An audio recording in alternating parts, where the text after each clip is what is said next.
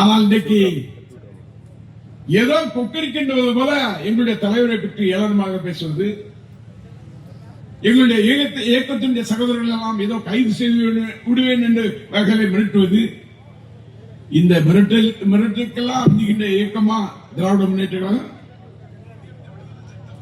எந்த திமுக காரனையும் தொட்டு பார்க்க முடியுமா? எந்த திமுக காரனையும் தொட்டு பார்க்க முடியும்? சாதாரண கிளை செயலாளர் கூட தொட்டு பார்க்க முடியாது. இன்னைக்கு முதலமைச்சராக இருக்கின்ற விஜய் அவர்கள் இந்த நாட்டு மக்களுக்கு ஏதாவது நன்மை செய்தார் என்று எவராவது சொல்ல முடியுமா? எவருக்காவது உதவி செய்தார் என்று சொல்ல முடியுமா?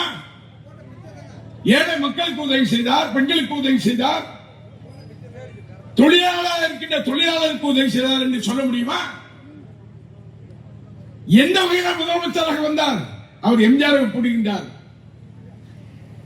எம்ஜிஆரும் விஜயும் ஒண்ணா? எம்ஜிஆர் விஜய் உண்மையா? எம்ஜிஆர் எம்எல்ஏ இருந்திருக்காரு, எம்எல்ஏவா இருந்திருக்காரு, கழகத்தினுடைய பொருளாளராக இருந்திருக்கின்றாரு. அவர் எம்ஜிஆர் மன்றம் என்ற ஒரு மன்றத்தை அமைத்து திராவிட முன்னேற்ற கழகத்தினுடைய வளர்ச்சியிலே அந்த எம்ஜிஆர் மன்றத்தை இயக்கமாக உருவாக்கி இருக்கின்றார். அவருக்கும் சாதாரண இந்த ஒரு முதலமைச்சர் சினிமாவில் நடிக்கும் போது விஜய் என்பது, அரசியலுக்கு வந்தால் ஜோசப் விஜய் என்பது, திருச்சியிலே கிறிஸ்தவ கோயிலில் போகின்றார் என்று சொன்னால் முட்டு போட்டு நடப்பது, தேர்தல் முடிந்த பின்பு திருச்செந்தூருக்கு வந்து தேர்தல் முடிவதற்கு முன்னால் வரக்கூடாது என்பதற்காக திருச்செந்தூருக்கு வந்து தேர்தல் முடிந்த பின்பு செங்கோலை தூக்கிட்டு அப்படி வேலை தூக்கிட்டு போறது, எம்ஜிஆர் கர்நாடகாவில் போய்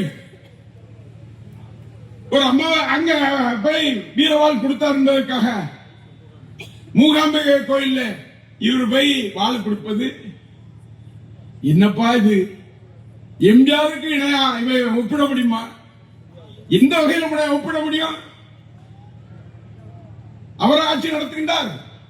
இன்றைக்கு ஆட்சி நடத்திக் கொண்டவர் யார் என்று சொன்னால், இன்றைக்கு அவரோடு இருக்கின்ற லாதிச்சீட்டு மன்னனாக இருக்கக்கூடிய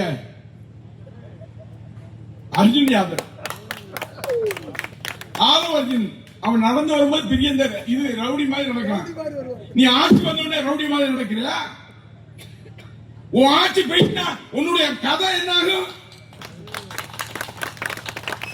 எவ்வளவு நாள் இந்த ஆட்சி இருக்கும்? நான் குறிப்பிட்டு சொல்கின்றேன், 6 மாத காலத்திற்குள் இந்த ஆட்சி போகவில்லை என்று சொன்னால் பார்ப்போம். கழக தோழர்கள் எதற்கும் அஞ்ச வேண்டாம். 6 மாத காலத்தில் நம்முடைய தமிழகத்தின் முதலமைச்சராக மரியாதைக்குரிய அண்ணன் ஸ்டாலின் அவர்கள் வருவார்கள். நம்முடைய இளந்தவர் கட்சியை நடத்துவார்கள். அண்ணன் சகோதரர் உதயநிதி ஸ்டாலின் அவர்கள், நம்முடைய பாராளுமன்ற உறுப்பினர் அண்ணன் திருச்சி சிவா போன்றவர்கள் எல்லாம் டெல்லியிலே அமைச்சர்களாக அமர்வார்கள்.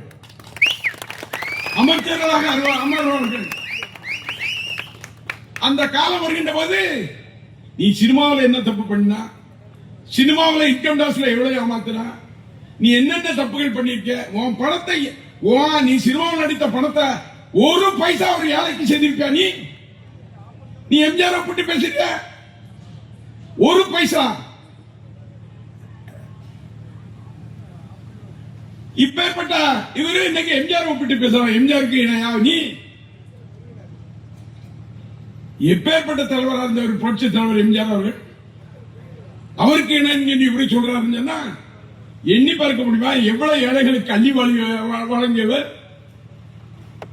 இந்த திராவிட முன்னேற்ற கழகத்தின் அங்கமாக பொருளாளராக இருந்து அன்னைக்கு அண்ணாவால் பாராட்டப்பட்ட, கலைஞரால் வளர்த்தெடுக்கப்பட்ட வேறு எம்ஜிஆர் அவர்கள்.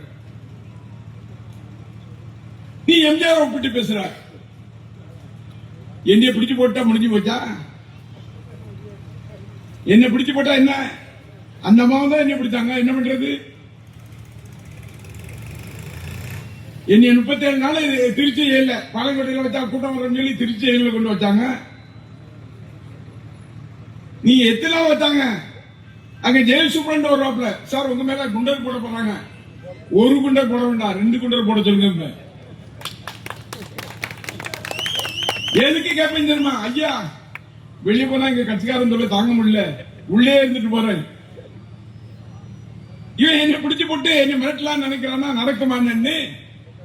அங்கே செந்தில் பாலாஜியும் செந்தில் பாலாஜியுடைய தம்பியும் நீ தேர்தலில் இடைத்தேர்தலில் குழப்ப விளைவிக்க வேண்டும் என்பதற்காக அவர்கள் மீது பொய்யான வழக்கப்பட்டு ஏதாவது கைது செய்து விட நினைத்திய உன்னால முடிஞ்சா? என்ன உள்ள கூட்டு வச்சு கேட்கிறான். நீங்க எம்எல்ஏ பதவிக்கு ராஜினாமா பண்ணுவீங்க, உங்களை மந்திரி ஆக்கிடுறோம். அடுத்து ஏண்டா மந்திரியாவது இந்திரியாவது? திமுக காரணம் எந்த காரணத்தை கொண்டும் எந்த கும்பலும் அசைத்து பார்க்க முடியாது என்பதை நான் தெளிவா சொல்றேன். நான் வேற வரலன்னு சிங்கப்பூர் போனாரு, வந்தாரு. இன்னைக்கு வாடா நான் சிங்கப்பூர்ல இருந்து வந்துட்டேன், உன்னால என்ன செய்ய முடியும்னு கேட்டிருக்காரு. அதுக்கு பதில் சொல்ல முடியுமா? சிறுவனத்தில் எம்எல்ஏ, ஐயோ அவனை நினைச்சா பெரிய இதா இருக்கு. ஒரிஜினலா லாட்டரி சீட்டு வியாபாரி, 2ஆம் நம்பர் வியாபாரி, கஞ்சா வியாபாரம் பண்ணான்னு சொல்லுவாங்க, அது எனக்கு தெரியாது. அவன் எம்எல்ஏ. அரசியலாய் வந்தா அது டயர் கீழே பூத்து இந்த டயர் என்ன தெரிஞ்சிருக்குங்க கேட்க. என்ன சொல்ல? ஒரு கல்வி மந்திரி சாதாரண ஒரு ஸ்கூல்ல போய் நின்றுட்டு சின்ன பிள்ளைகிட்ட இங்கிலீஷ்ல நீங்க பேசுறது இல்லையா, உனக்கு இங்கிலீஷ் தெரியாதா? என்னமா கண்ணுன்னு சொன்ன மாதிரிதான் இருக்கு. இப்படி இன்னைக்கு அமைச்சர்கள் எல்லாம் இன்னைக்கு அலங்கோலமாக தெரியக்கூடிய நிலை. எந்த சட்டமன்ற உறுப்பினர் எடுத்துக்கொண்டாலும் ஏதோ வானத்திலிருந்து குதித்தது போல அவர்கள் துள்ளி விளையாடுகின்றனர் என்று சொன்னால் பொறுத்திருங்கள், 6 மாத காலத்திற்கு உங்களை மாற்றி காட்டுவோம் என்பதை நான் இங்கே கேள்விப்பட கடன்படுகிறேன். சரி, அண்ணன் பேசணும். நன்றி, வணக்கம்.